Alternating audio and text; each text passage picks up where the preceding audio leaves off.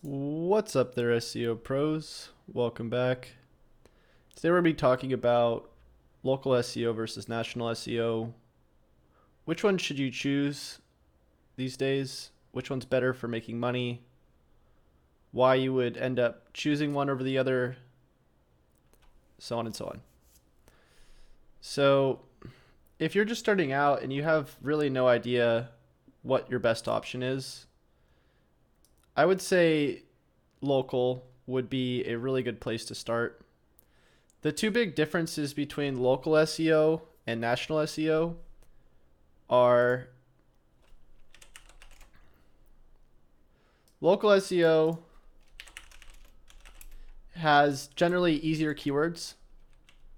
So we call this keyword difficulty, or KD, based on an Ahrefs metric.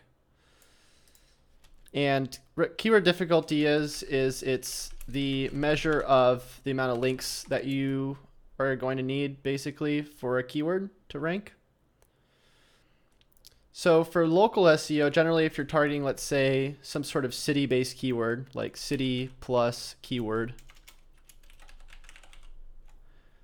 that keyword difficulty is generally not going to be, unless you're in a very populated area, over, let's say, 10 or 20 keyword difficulty.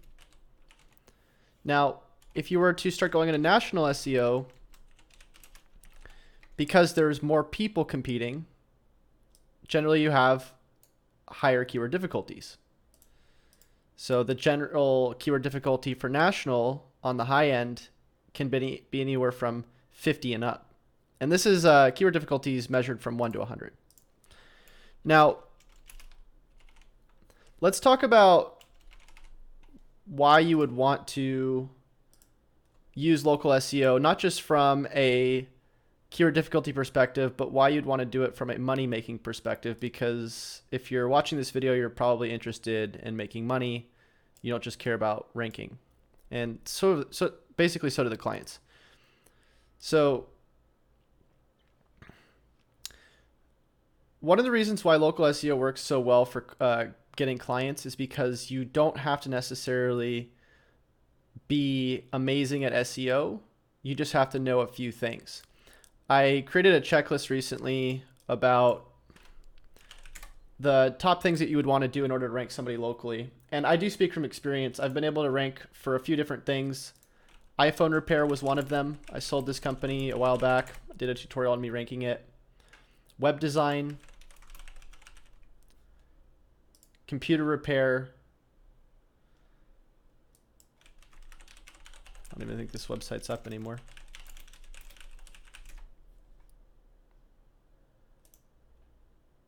Be surprised if it still was. Number 4 still apparently. Was number 1 at one point. Moving companies, tons of other things. So the point is that there are certain steps you're going to want to take. Here I am just downloading this so you can see it. I'll leave a link to this spread or checklist here, or resource, so you can go ahead and download it. It is the local SEO audit checklist. Now, if we look at this, there are certain things that you're going to want to do, but the things that you need to do here are a lot less than what you would need to do for national. This is pretty simple and self-explanatory if you read it. Ideally, all we're looking at here is the different URLs you'd probably want to build out. See if I can zoom in at all. The keywords that would be associated with these URLs, the volume and the search rates, along with the keyword difficulties, which you pull from Ahrefs, and the different steps that you'd want to look at, like figuring out your content management system, getting a Google My Business set up, building your citations, taking images and optimizing your Google My Business. But really, we only have about 20 big things here. Now, you could easily take this checklist, figure out how to do these 20 things, because there are tutorials next to them. And you could easily start selling SEO services to clients. Now, one of the biggest reasons why you'd want to sell locally, not just because it's easy, but because you're going to probably be starting out with a lower retainer. So when I began doing SEO, I started out with a $300 a month client. Recently, I was able to get an $8,000 a month client. And you're probably wondering, what are the big differences between the $300 a month client and the $8,000 a month client? Well, I will be explaining this in more detail. I'll leave a link to a presentation that I'm going to be doing, so you can rewatch it if you don't have a chance to watch it in the next 30 minutes. But in short, the reason why I was able to get this $8,000 a month client versus the $300 is because I was able to build a certain level of trust, credibility, authority, and so on. But when you're starting out and you don't really have a niche, you're just trying to help everybody, that kind of thing, just trying to get money so you can do what you want to do in the SEO field, not have to work your 9 to 5 anymore, then the $300 a month client is probably what you're going to be looking at. Again, this is what I started out with when I was living in a garage. Now I can live wherever I want and do SEO for a couple hours a week for one client and make a pretty decent living. So for local, you're not going to be able to charge these $8,000 a month client for $8,000 a month, unless you're dealing with a client that has multiple local locations and you're doing local SEO everywhere. This is for a national client who has very competitive keywords that they want to rank that are worth a lot more money. And again, this isn't the case for everybody. Sometimes when you get a lead coming in, it'll be like a lawyer that can afford a really high budget. Don't get me wrong, I've had $2,500 a month local SEO clients, but again, that's because I was able to establish a certain level of trust with these people beforehand, and that's why I was able to bring them in at higher retainers. So if you are starting out, that's what I'm addressing right now, and you're trying to choose between local and national SEO, going for the easier option because you don't have a lot of experience is generally what I recommend. Now, in terms of how you would start, if you haven't even started, let's say you're working at a web design company or you do web design, or let's say you do social media and you heard about SEO and you're thinking to yourself, well, I really just want to get my first client. And I don't care if it's national SEO or local SEO, I just really want to do SEO. Which is great because that's sort of the first step, is deciding that that's what you want. But the next thing is you need to figure out sort of what your game plan is in order to get what you want. And this is pretty general advice, but if you don't figure this out, you're just going to be shooting in the dark. And you don't want to do that because eventually you're going to hit something and it probably isn't going to be what you want. So you already made the choice that you want to do SEO, or maybe you already do SEO and you want to make more money doing SEO. Now, the next step you need to do is, again, choose what you want to target, local or national. And again, if I were you and you're starting out, I would choose local. So we'll just go with choose local for your targeting. The third thing you need to do is you need to figure out what niches you want to target. Because if you start targeting, let's say, only local people or local clients, and let's say you get 10 different clients. Here you are getting 10 different clients, but all of them are different types of clients. You get one that's a plumber, one that's a massage therapist, so on and so on. And trust me, I've been here, I've done this. What's going to end up happening is you're going to end up driving yourself crazy, because SEO and marketing is not just some magical fairy dust that you throw over a website. It's actually knowing about what you're optimizing, what you're marketing. A good example of this is if you've done computer repair your whole life. Let's say you do computer repair and you want to start helping people who have beauty salons. There's going to be a lot of things that apply to beauty salons that have nothing to do with computer repair whatsoever. And for you to just go into those websites and start trying to help them, you're going to have to learn what is required to help somebody that owns this type of business first. And it doesn't matter if you're doing SEO, doesn't matter if you're doing social media, doesn't matter if you're doing email marketing. there's a certain audience that you have to hit when it comes to this. There's a certain audience that you have to hit when it comes to this. Two completely different types of audiences. So choose who you want to help based on what you know.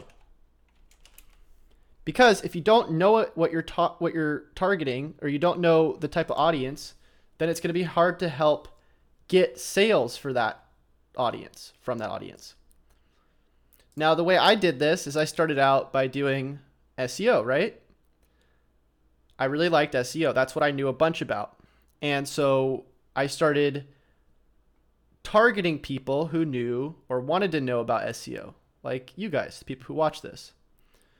Now, even before that, I started doing computer repair. If I would have been smart and I wanted to sell computer repair services, I would have started helping computer repair companies with SEO. But I wasn't smart. I made a mistake.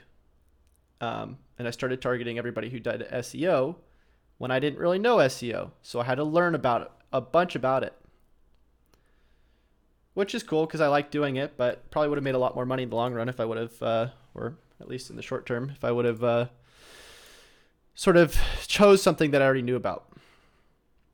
Okay, so once you choose who you want to help based on what you know, then you create a case study. And the best way to do this is to go out and rank your own site. It's not too hard to do. I mean, really all you need is if we look at the checklist, all you would need is an address to send a postcard to, a website with a content management system, a few plugins that you can get for free like Yoast, a little bit of keyword research, and if the area that you're in is not too competitive, you should be able to rank it pretty quickly. I actually have a program that I did on ranking and renting websites, and we were able to go out and rank for Plumber, Coronado, which is some city that I'm not even associated with. Sorry, it's San Diego. I believe it's San Diego. Might be actually San Francisco. I don't know. Here it is, Plumber, Coronado. Now, I think the listing got removed because somebody reported it or something. But you can see here it is ranking, and it still is bringing in leads just below Yelp. And we were able to do this with a one-page website without SSL. Pretty easy. And the reason we were able to do this so easily is because we had targeted very low competition keywords, low keyword difficulty.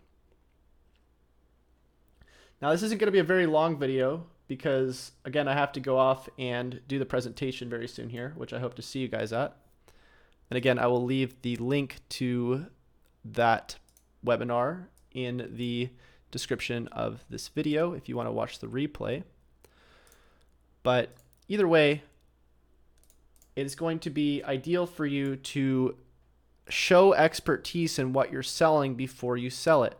If I were to start trying to sell SEO training to people and I had no idea how to do SEO, I had no case studies, I had no sort of reviews or communities or views or any of that stuff set up, any videos, whatever, then it would be very hard for me to go up and start selling SEO to people.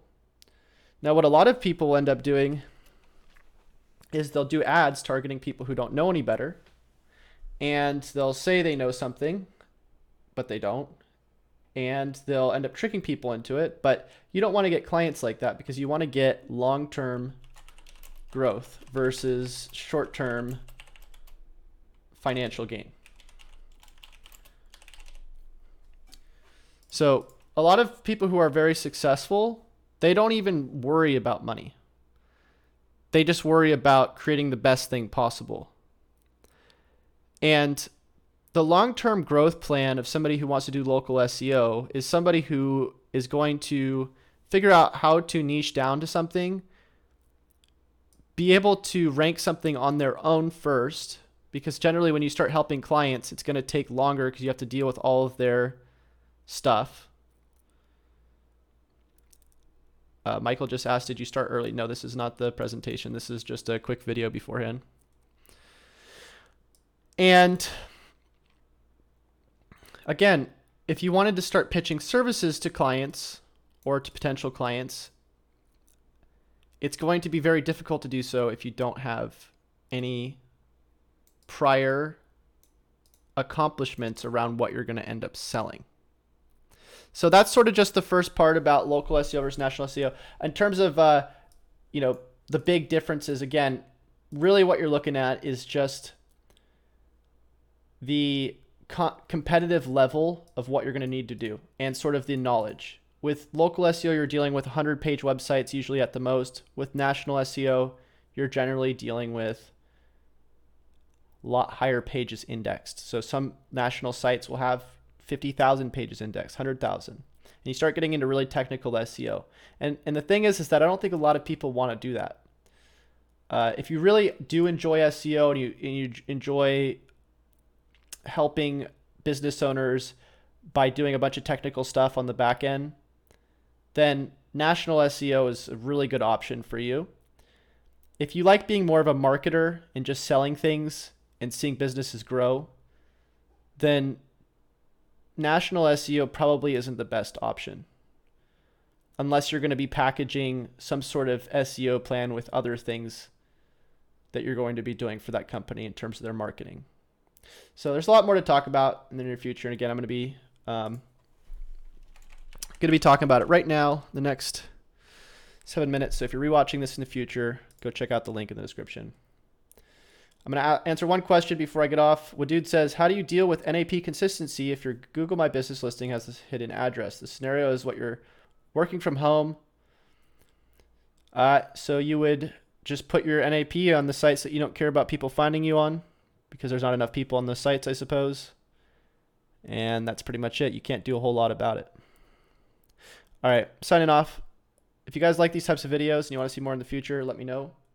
Until I see y'all next time, happy SEOing.